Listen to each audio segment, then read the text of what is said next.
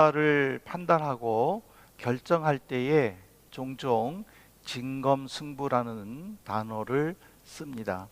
이 진검승부가 진짜 칼로 이기고 짐을 가린다라는 의미로 대충 하지 않고 진심으로 겨루는 것을 의미를 합니다.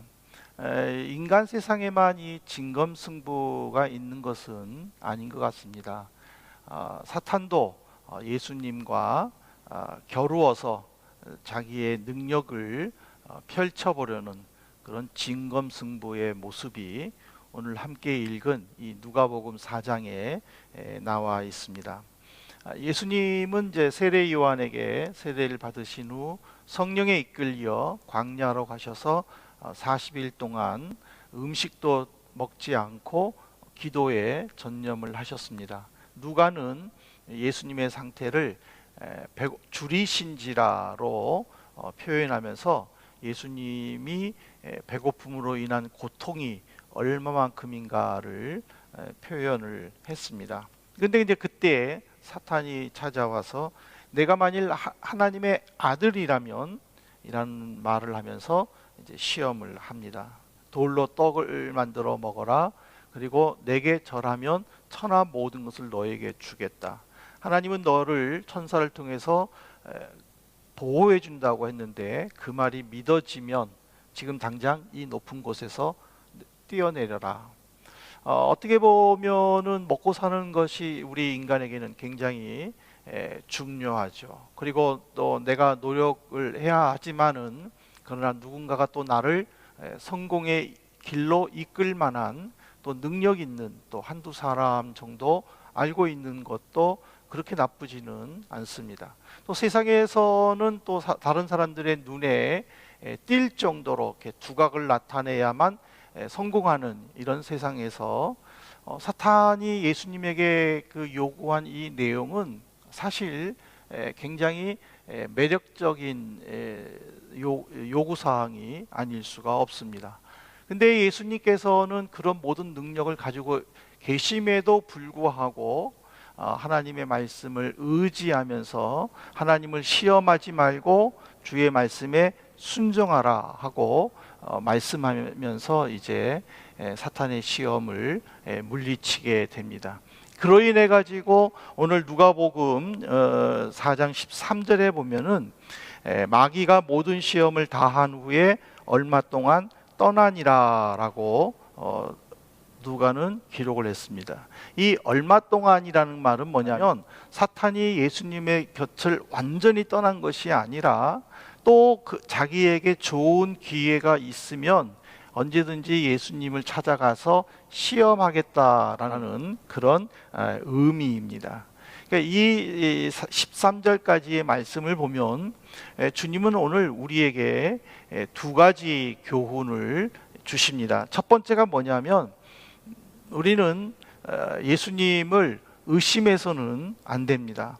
저는 이 예수님의 그 시험 받으신 내용을 여러 번 읽었지만은 이 설교를 준비하게 된 동기는 바로 만일이라는 단어입니다.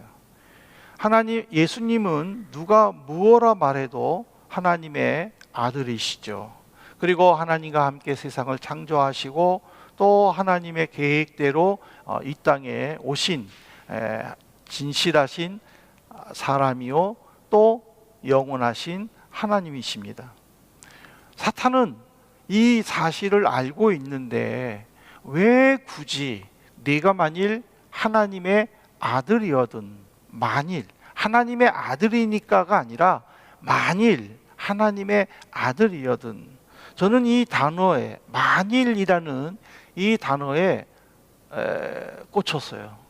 그리고 이 말씀을 묵상하게 되고 또 우리 성도들과 함께 나누게 됩니다. 왜 굳이 사탄이 이 말을 했는지 궁금하지 않으세요? 사탄도 알고 있잖아요. 예수님은 하나님의 아들임을 알고 있잖아요. 그런데 왜 만일이라는 단어를 썼을까? 이 사탄의 이 모습을 알려면은 우리는 욥기로 들어가야 됩니다. 욥기 1장 7절을 보십시오. 여호와께서 사탄에게 이르시되 내가 어디서 왔느냐? 사탄이 여호와께 대답하여 이르되 땅을 두루 돌아 여기저기 다녀왔나이다. 땅을 두루 돌아 여기저기 다녀왔나이다. 이 말은 뭐냐면 사탄은 유혹하는 자예요. 그러면 그는 사람들을 유혹하여 하나님의 곁을 떠나게 하기 위해서 여기저기 다니는 그의 부지런한 성실한 모습을 보게 되는 거예요. 그 첫 번째 희생자가 누구예요? 하와예요. 사탄은 하와를 찾아갔어요. 그리고 하나님이 정말 이 선악과를 먹으면 죽는다고 했느냐 물어보잖아요. 근데 하와는 아니야, 죽을 수도 있어. 아니야, 절대로 죽지 않아. 너는 먹으면 하나님과 같이 되니까 먹으라고 한 거야. 그 말에 하와는 넘어갔잖아요. 그리고 과일을 쳐다보지도 않았던 과일을 쳐다보니까 먹음직스럽고 지혜로울 만큼 탐스럽다고 그랬잖아요. 그래서 따먹었잖아요. 예수님과 하와의 차이는 확신이냐 의심이냐예요. 사탄은 예수님을 찾아가서 의심을 했어요. 너가 정말 하나님의 아들이면 만들어봐. 나에게 보여줘봐. 나로 하여금 믿게 해줘봐. 하고 의심을 심어줬지만 예수님은 하나님의 말씀을 가지고 사탄을 대응하면서 말씀에 순종하며 시험하지 말라고 물리친 거예요. 근데 성경에는 기록되지 않았지만 하와도 선악과에 대한 말을 들을 수 있었지 않았을까라는 생각을 할 수 있어요. 왜? 하나님께서 아담에게 말씀하실 때에 아담은 하와와 함께 있을 수도 있잖아요. 부부니까. 둘이 늘 같이 다녔잖아요. 그러면 하나님은 아담에게 말했잖아요. 동산 중앙에 있는 나무 실과는 먹지 마라. 반드시 죽을 것이다. 라고 말했잖아요. 그러면 들을 수도 있잖아요. 아니면 하와는 그때 딴 데 가 있느라고 못 들었어도 아담을 통해서 분명히 들을 수도 있었잖아요. 성경에는 안 나오니까 우리가 추측할 수 있는 거예요. 그렇지만은 하와는 사탄의 그 말에 의심을 한 거잖아요. 자기가 들은 말에 대해서 내가 이걸 확실히 들었나? 아니면은 이거 정말 맞나? 하고 의심하는 순간에 사탄이 강하게 아니야 하고 푸시했을 때에 그는 죄를 짓고 말았다라는 사실이에요. 오늘 이 사탄의 이 전략은 예수님과 하와에게만 있는 것이 아니라 오늘 우리에게도 찾아올 수 있다라는 사실이에요. 사탄은 성도 개개인들을 접근을 하죠. 그리고 하나님을 제대로 믿지 못하도록 만들고 주님께서 우리에게 주신 말씀들을 의심하게 할 수도 있어요. 또 우리가 심혈을 기울여서 어떤 일들을 노력할 때에 그것을 물거품되게 해서 예수님께서 주신 약속을 의심하게 만들 수도 있는 것이 사탄의 전략이에요.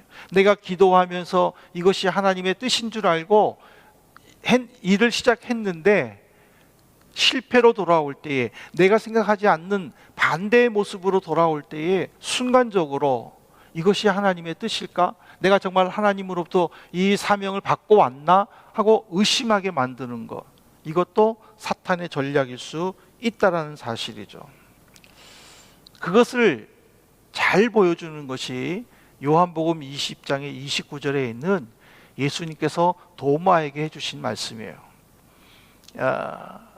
너는 나를 본 거로 믿느냐? 보지 않고 믿는 믿음이 복되다. 이게 무슨 말이에요? 예수님은 부활하셨어요. 제자들에게 나타나셨어요. 그때 도마는 없었어요. 제자들이 도마에게 말해요. 야, 우리 선생님이 정말 말씀처럼 살아나셨어. 우리에게 찾아오셨어. 우리를 축복해 주셨어. 이렇게 얘기했는데 도마는 믿지를 않았잖아요. 아니야, 내 눈으로 직접 봐야 돼. 내 손으로 손자국과 그리고 옆구리의 창자국을 내가 만져봐야 돼. 그래야 믿을 수 있어 하고 고집을 피웠잖아요. 근데 8일 후에 정말 예수님이 다시 나타나셨어요. 그때 도마에게도 나타나셨어요. 도마에게 예수님이 말씀하시는 거예요. 내 손을 내 옆구리에 넣어 만져보아라. 그리고 이 장자국을 못자국을 바라보아라. 도마가 그거를 보고 말하지 않아요. 나의 주, 나의 하나님. 근데 예수님은 그 고백을 받지를 않으시잖아요. 뭐라고 말씀하셨어요? 너는 나를 본 거로 믿느냐? 보지 못하고 믿는 자들은 복되도다. 이 말이 무슨 말이에요? 하나님을 의심하지 말라라는 거예요. 예수님을 의심하지 말라라는 거예요.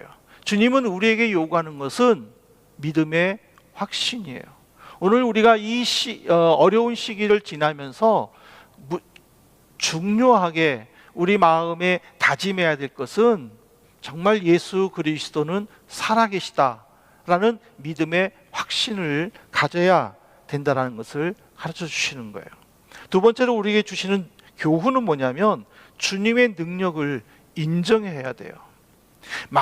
너는 하나님의 아들이니까 이 돌을 가지고 떡을 만들어 봐 하고 사탄은 말할 수 있어요.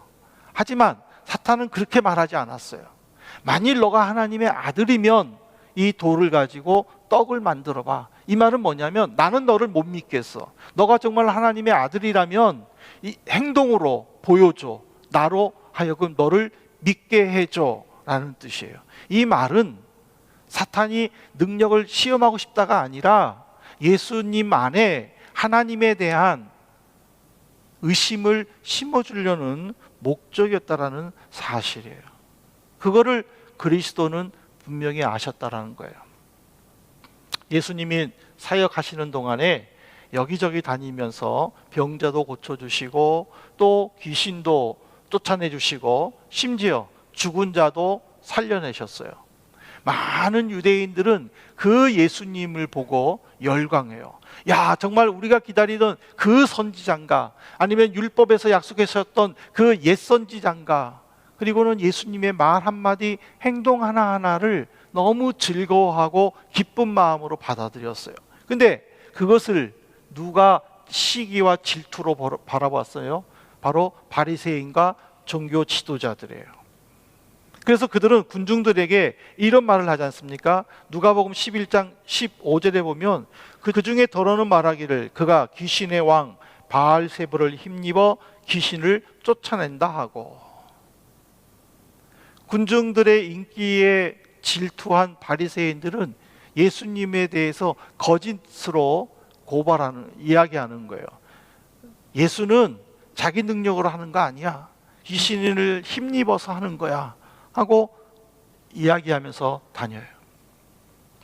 그 말을 예수님은 듣습니다. 그리고 그들에게 이야기하는 거예요. 내가 만일 귀신을 힘입어서 쫓아낸다면 어떻게 귀신들의 나라가 굳게 서겠느냐. 그리고 설령 내가 정말 귀신을 힘입어서 쫓아낸다면, 기적을 베푼다면, 그럼 너희들도 병자를 고쳐주고 귀신을 쫓아내주지 않느냐. 그러면 너희들은 누구를 힘입어 귀신을 쫓아내느냐, 누구의 이름으로 기적을 베푸느냐 하고 공격하지 않습니까? 이 일로 인하여 바리새인들은 예수님과 원수가 되고 예수님을 죽이려고도 했었습니다. 이 바리새인의 모습이 우리의 모습이 될 수도 있다라는 것입니다. 내가 열심히 주를 의지하면서 시간과 물질을 들여 주의 일을 했는데 누군가가 나보다 더 많은 일을 하게 되고 또 인정을 받고 하는 일마다 승승장구하면 참 비교하는 마음 속에서 속상하고 그리고 또 불평불만이 생길 수도 있다라는 거예요. 근데 이것을 누가 더 좋아하느냐? 바로 사탄이 좋아해요. 누가복음에 보십시오. 누가복음 22장 3절에 보면은 12 중에 하나인 가롯인이라 부르는 유다에게 사탄이 들어가니, 이 말씀은 요한복음 12장 3절부터 8절 내용과 연결해야 됩니다. 요한복음 12장에 보면 마리아가 당시에 300데나리온이나 되는 굉장히 비싼 그 향유를 예수님의 발에 붓습니다. 그리고 자기의 머리털로 예수님의 발을 닦아줍니다. 근데 그것을 가룟 유다가 보는 거예요. 그리고는 가룟 유다가 이렇게 이야기하는 거예요. 왜 그 많은 돈을 다른 좋은 곳에 쓰지 왜 허비를 했느냐 하고 이야기를 하는 거예요. 근데 예수님이 그냥 그 듣고 가만히 있으면은 계시면 좋을 텐데 그걸 또 가룟 유다에게 또 지적해 주잖아요. 가만히 놔둬라. 저는 지금 내가 죽을 것을 생각하고 장례를 준비하고 있다. 저 여인이 하는 일이 복음이 전파되는 곳마다 나타날 것이다 하고 오히려 가룟 유다를 모든 사람들 앞에서 창피를 주고 마리아를 더 높여줘요. 그때의 가룟 유다가 어떤 마음을 품습니까? 예수님을 팔기 위해 제사장들에게 가지 않습니까? 그리고 은 30을 받게 됩니다. 성경은 사탄이 그의 마음에 들어갔다라고 기록되어 있어요. 가룟 유다는 마리아에 대한 질투, 그리고 예수님에 대한 좋지 않는 감정, 그것들을 가지고 있었을 때에 사탄은 그것을 이용해 가지고 예수님을 팔도록 만들었다라는 사실입니다. 오늘 이렇게 우리가 주님의 능력을 인정하지 않을 때에 이런 어려운 일들을 겪을 수도 있다라는 사실입니다. 이제 말씀을 맺겠습니다. 사랑하는 성도 여러분, 진검승부는 세상에만 있는 것이 아니라 영적 세계에도 존재하고 있습니다. 우리는 이 사탄의 유혹에 견디기 위해서는 하나님의 말씀을 굳게 붙잡아야 되고 믿음의 확신과 그리고 하나님의 능력을 인정하면서 굳게 붙잡아야 됩니다. 사탄은 예수님의 곁을 완전히 떠나지 않았습니다. 언제든지 기회가 있으면 다시 찾아오겠다라는 뜻입니다. 예수님도 이것을 아시고 우리들에게 교훈을 주셨습니다. 바로 누가복음 11장 24절부터 26절의 내용입니다. 거기에 보면은 어떤 사람이 귀신이 들려 있었습니다. 근데 예수님이 그 사람을 그 사람 안에 있는 귀신을 쫓아냈습니다. 근데 귀신이 여기저기 돌아다녔는데 마땅히 머무를 만한 곳이 없었습니다. 그래서 그 귀신이 결심을 합니다. 야, 내가 다시 그 사람한테 돌아가야 되겠다 하고 돌아갔는데 깨끗이 청소가 되어 있었습니다. 그래서 그 귀신은 자기보다 더 악한 7 귀신을 데려와서 그 사람을 억제하고 그 속에 들어갔습니다. 그때에 성경은 무엇라고 말씀합니까? 26절 하반절에 보십시오. 나중 형편이 전보다 더 심하게 되느니라. 말씀에 깨어있지 못하고 하나님의 능력에 대한 믿음의 확신이 없으면 얼마든지 사탄의 유혹에 넘어갈 수밖에 없는 우리의 현실을 가르쳐 주신 말씀입니다. 시간은 흘러 이제는 계절이 바뀌어 가을을 향해 갑니다. 그런데도 팬데믹은 여전히 멈추지 않고 오히려 각 나라에서는 2차 팬데믹을 우려하고 있습니다. 이런 시기에 우리는 믿음의 진검승부를 겨루어야 합니다. 어떤 상황에서도 예배 자리를 지키면서 하나님을 의지하면서 믿음 생활을 할 것인가, 아니면 듣고 싶은 말만 들으면서 하나님의 때를 제대로 파악하지 못하고 자기 노력에만 집중할 것인가. 예수님은 이 시대에 의인을 찾으십니다. 자기에만 집중하는 것이 아니라 말씀에서 하나님의 뜻을 깨닫고 하나님께서 원하는 삶이 무엇인지를 배워야 합니다. 내가 보내심을 받은 그 삶의 현장에서 성도의 모습을 보일 때 주님은 기뻐하십니다. 우리는 사탄의 유혹에서 물리치고 승리할 수가 있습니다. 우리 한민의 성도님들, 이 한 주간 동안도 말씀에 집중하실 수 있기를 바랍니다. 매일매일 예레미야서를 통해서 하나님의 말씀을 깨닫고 거짓 선지자들의 주변의 사람들의 귀에 귀 기울이지 마시고 오직 하나님과 1대1로 마주하시기를 바랍니다. 주님의 말씀을 들어야 됩니다. 우리가 살 수 있는 길은 주의 말씀을 듣는 것밖에는 없습니다.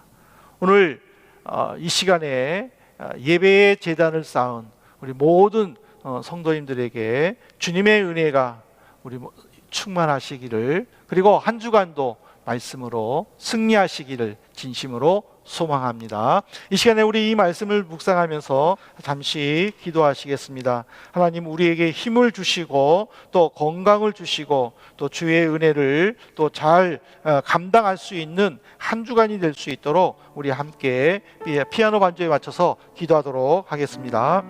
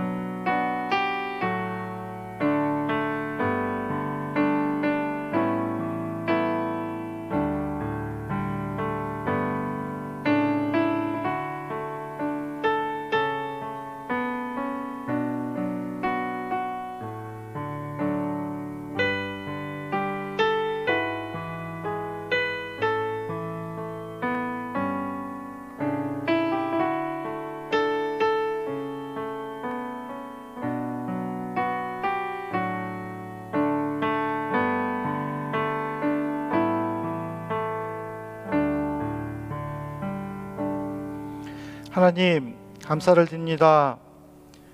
사탄의 유혹을 물리친 주님의 삶이 우리의 삶이 되기를 원합니다. 예배의 자리를 지키는데 어떤 목소리도 어떤 환경도 타협하지 않게 하시고 온전히 하나님의 말씀에 집중하는 저희들이 될 수 있도록 인도하여 주옵소서. 그래 예배를 통하여 위로를 받게 하시고 비전을 가지게 하시고 하나님을 만나는 귀한 시간 될 수 있도록 인도해 주옵소서. 예수 그리스도 이름으로 기도 올리옵나이다. 아멘.